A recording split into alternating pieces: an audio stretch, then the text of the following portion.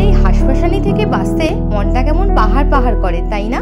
আর তাই tales trip নিয়ে চলে এসছে আপনাদের জন্য আর একটা নতুন অফবিট ডেস্টিনেশনের সন্ধান নিয়ে। এবারের আমাদের গন্তব্য ছিল পাইনের জঙ্গলে ঘেরা একটা সুন্দর পাহাড়ি গ্রাম কোলাখাম।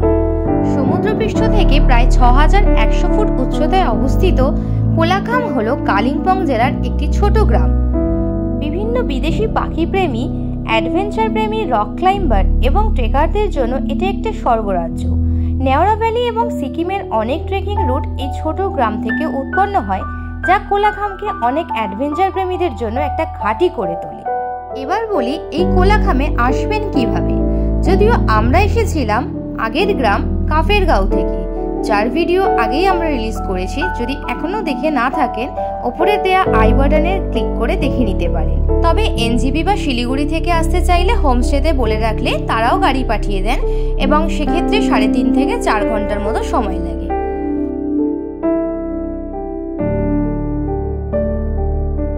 আমরা কোলাখামের ক্যাসেরো হোমস্টে উঠেছিলাম। নানাবিধ ফুল গাছে সাজানো পরিপাটি হোমস্টেখানা আপনার ভালোই লাগবে।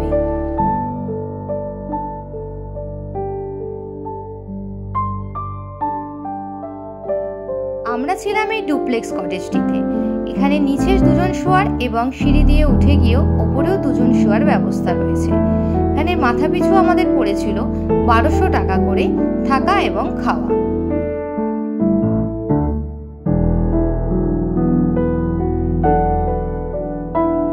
এই যে ওপরে একটা ম্যাট্রেস দেওয়া আছে, আরামসে 2 জন ধরে যাবে। আর এই জানলা দিয়ে বাইরের ভিউ দেখতে কিন্তু দারুণ লাগছিল।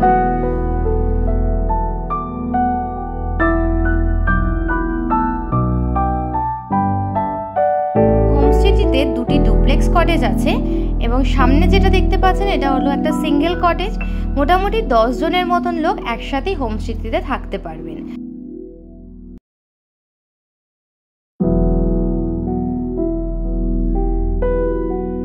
আর সামনেই এই যে বাঁদিকে যেটা নীল রঙের দেখছেন, এটা হলো কিচেন কাম ডাইনিং হল।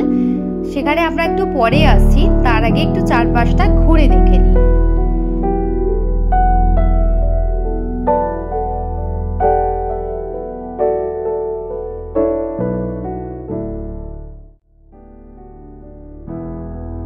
হোমস্টের পেছন দিক দিয়ে এই রাস্তাটা সোজা চলে গেছে জঙ্গলের ভেতর। সেদিকেই খানিক এগোচ্ছিলাম, অল্প এগোতেই সিমেন্টের পথ ফুরিয়ে এলো সবুজের গালিচায়।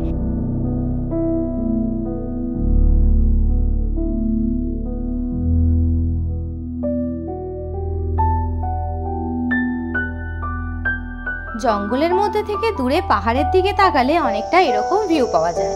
তবে এই বারবেলায় কাঞ্চনজঙ্ঘা আমাদের কপালে নেই।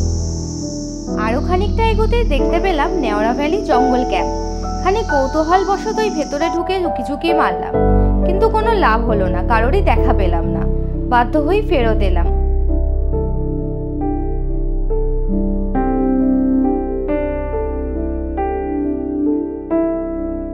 অনেক হাঁটাহাঁটির পর ইনি একটু রেস্ট নিচ্ছেন। লাঞ্চ হতে এখনো দেরি আছে, তাই সময় নষ্ট না করেই আমরা বেরিয়ে পড়লাম ছাঙ্গে ফলসের উদ্দেশ্যে। ছাঙ্গে ফলসে পৌঁছানোর জন্য বেশ অনেকগুলো সিঁড়ি ভেঙে নামতে হবে। তবে যখন ছাঙ্গে ফলসের সাক্ষাৎ পাবেন, নিশ্চিত বলছি সিঁড়ি ভাঙার কষ্ট কিন্তু পুষিয়ে যাবে।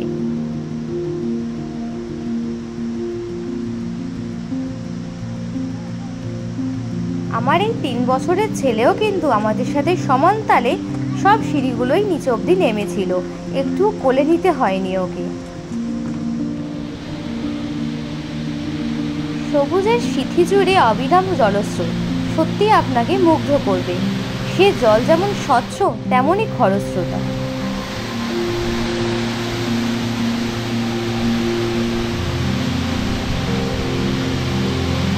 এই ছাঙ্গে জলপ্রপাতের উচ্চতা হলো 2200 মিটার। লাভা শহরেও যারা এসে ঘুরে যান বা থাকেন, অনেকেই কোলাখামে স্টে করেন না, তারাও কিন্তু এই ছাঙ্গে জলপ্রপাতটা একদমই মিস করেন না।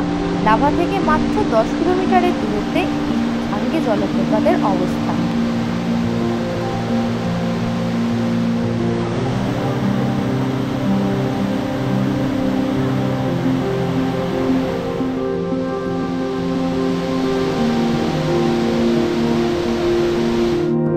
হাঁটাহাঁটির পর প্রচণ্ড খিদে পেয়ে যাওয়ায় হোমস্টে এসে ঝটপট লাঞ্চ সেরে নিই।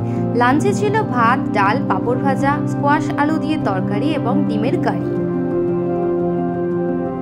দূর থেকে ঋষভ শহরটা সুন্দরভাবে দেখা যাচ্ছে, সাথে কাঞ্চনজঙ্ঘা।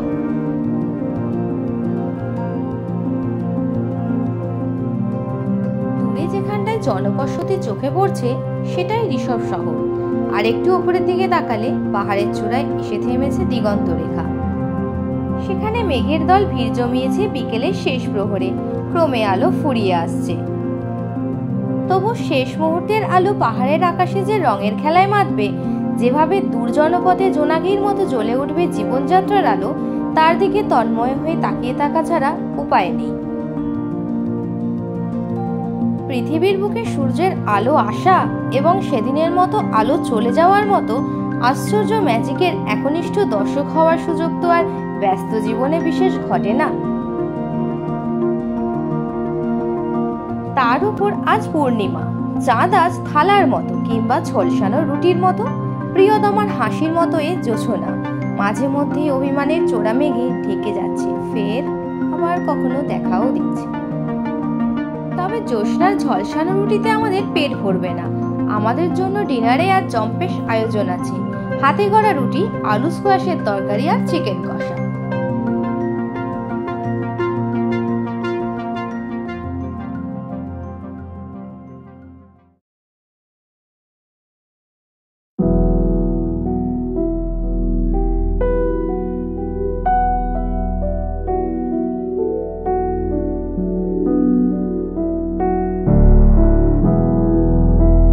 সকাল হয়ে গেছে। Morning from Kolakham. পর্দা সরিয়ে জানলা খুলে দূর দিগন্ত তাকিয়ে প্রথমে নিশ্চিত হয়ে নিলাম ভাগ্য সদয় হয়েছে কিনা। হয়েছে, তবে কিঞ্চিত। ভীষণ স্পষ্ট না হলেও হালকাভাবে কাঞ্চনজঙ্ঘা দেখা দিয়েছে আজ। আরো কিছুক্ষণ উসখুস করতে করতে চেয়েছিলাম কাঞ্চনজঙ্ঘার দিকে, তবে তা স্পষ্ট হয়ে ওঠার কোনো লক্ষণই নেই।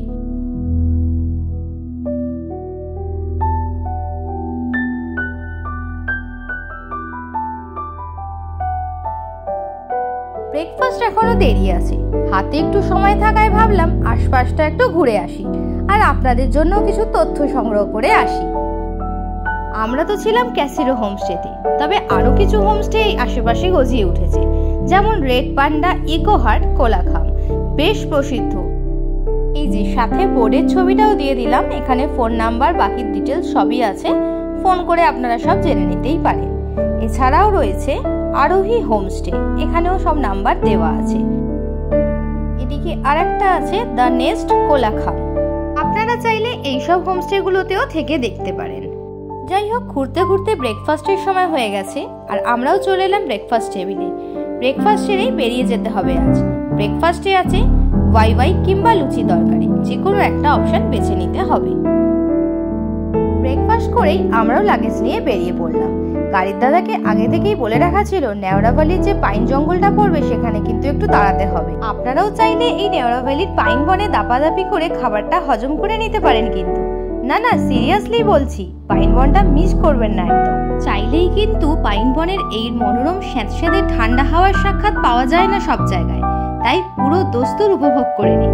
আশা করি সব রকম তথ্য দিয়ে আপনাদের সাহায্য করতে পারলাম। তাও যদি কিছু আপনাদের মনে আসে আমাদের কমেন্ট করবেন, আমরা সব রকম ভাবে সাহায্য করব। আজকের ভিডিও এখানেই শেষ করলাম। ভালো লেগে থাকলে লাইক এবং শেয়ার করবেন, আর এখনো সাবস্ক্রাইব না করে থাকলে অবশ্যই চ্যানেলটিকে সাবস্ক্রাইব করে দেবেন।